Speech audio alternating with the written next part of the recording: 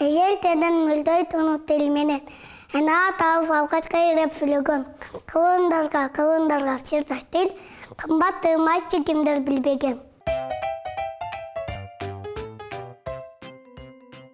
Қырғыз тілім қырғыз үшін жаралған, қымбат басы ұлытынан алалған. Біріншілі апа деген сөз шығып, білесің бе әне тілде саналған. Адамдың көпкі енем тілі менен, адам емес енем тілін білбеген.